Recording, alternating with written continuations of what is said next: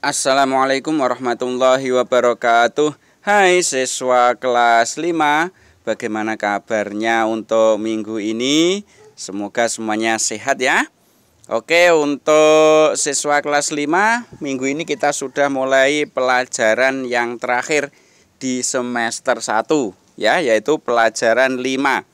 Pelajaran 5 ini nanti akan membahas Rasul Allah idolaku untuk bagian yang pertama.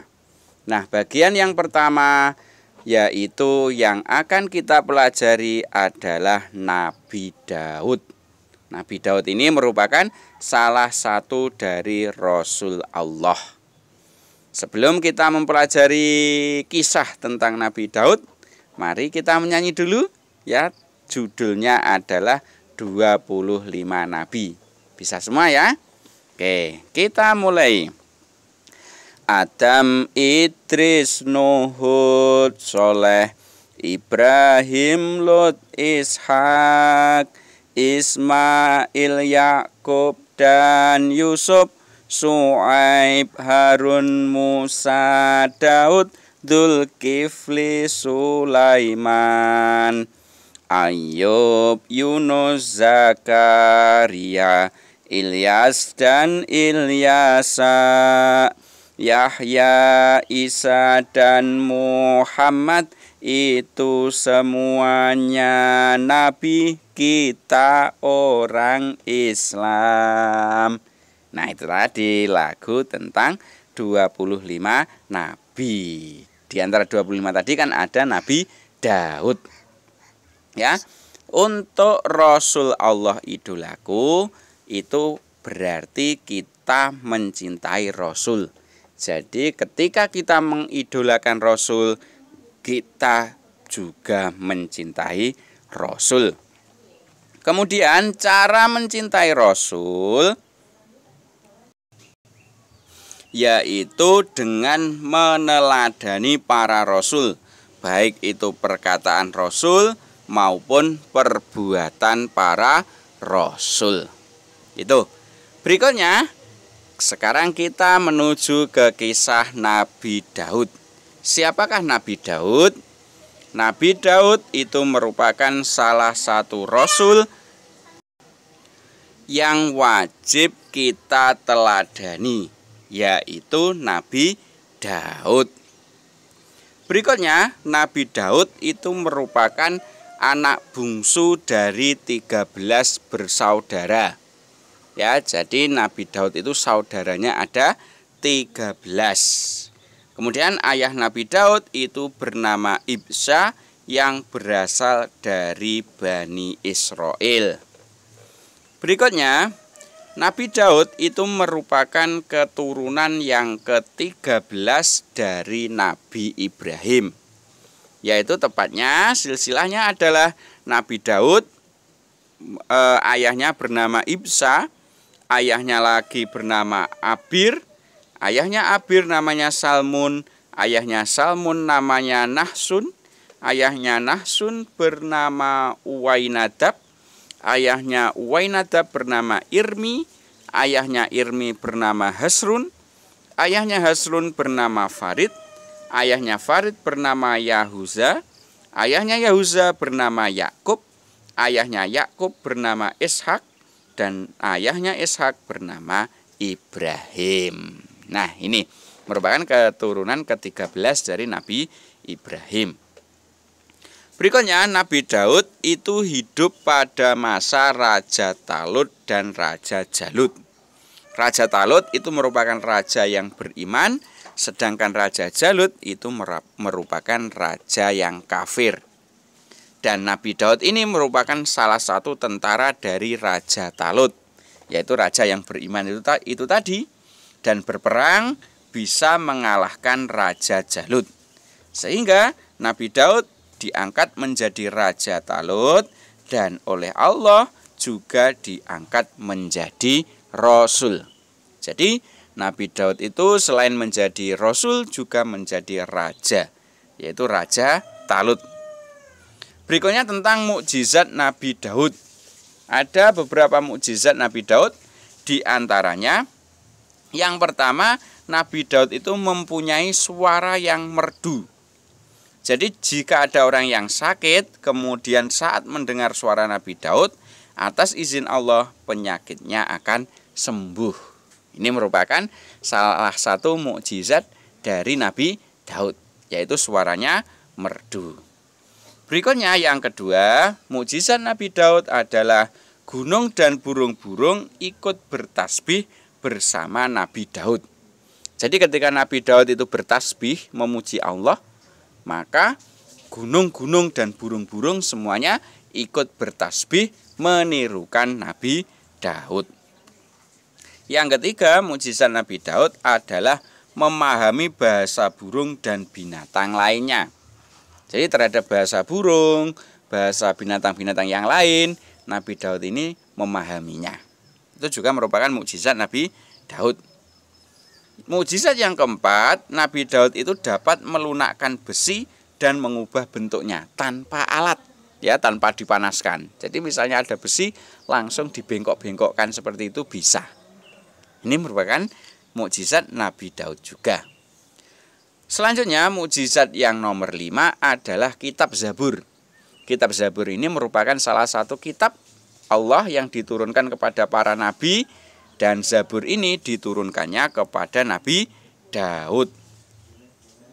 Zabur itu berisi nyanyian pujian kepada Allah. Jadi Zabur itu merupakan syair, ya, nyanyian. Dan syair ini berisi puji-pujian kepada Allah. Kemudian keistimewaan dari kitab Zabur ini, jika dibaca oleh Nabi Daud, maka atas izin Allah orang yang sakit akan sembuh dan burung-burung serta gunung-gunung ikut bertasbih memuji Allah. Ini keistimewaannya. Jadi ketika ada orang yang sakit, oleh Nabi Daud dibacakan kitab Zabur, atas izin Allah sakitnya akan sembuh. Kemudian keistimewaan Nabi Daud yang pertama, Nabi Daud itu membagi waktunya menjadi 4. Apa saja 4 itu? Yang pertama, yang 1/4 untuk beribadah kepada Allah.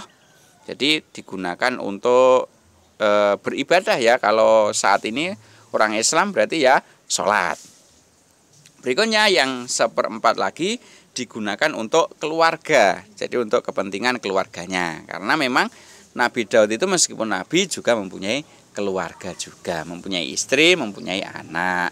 Maka ada waktu khusus untuk keluarga. Berikutnya yang 1/4-nya lagi yaitu untuk memutuskan perkara kaumnya. Karena Daud ini sebagai rasul, ya, maka harus memperjuangkan kaumnya. Jadi ketika ada kaumnya yang berperkara, ya, ada masalah, maka harus diputuskan masalahnya oleh Nabi Daud. Berikutnya yang waktu 1/4-nya lagi adalah untuk bekerja, mencari nafkah untuk menghidupi keluarganya. Itu adalah keistimewaan Nabi Daud yang pertama. Berikutnya keistimewaan Nabi Daud yang kedua adalah Nabi Daud itu orang yang sangat kuat beribadah, terutama sholat malam.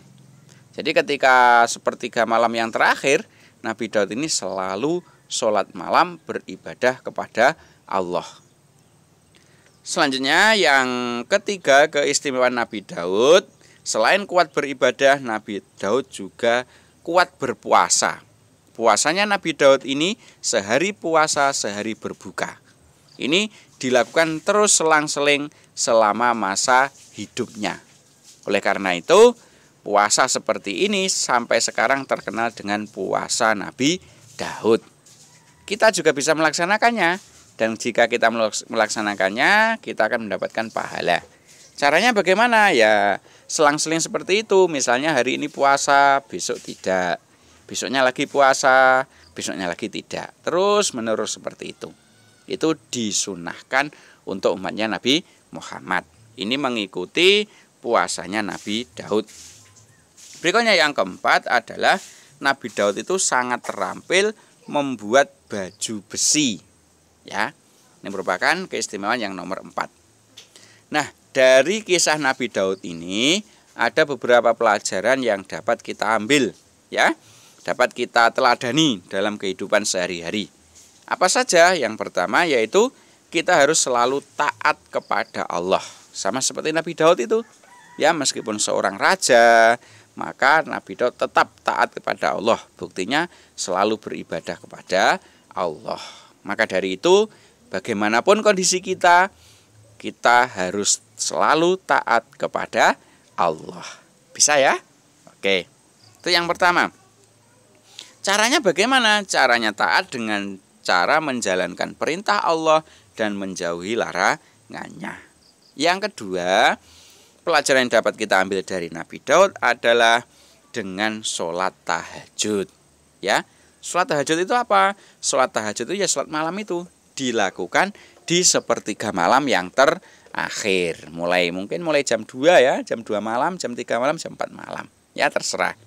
Ini mengikuti Nabi Daud, ya. Nabi Daud tadi dicerita selalu beribadah setiap malam. Itu.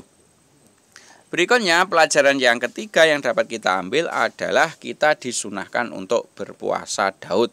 Seperti yang saya jelaskan tadi ya, sehari puasa, sehari tidak.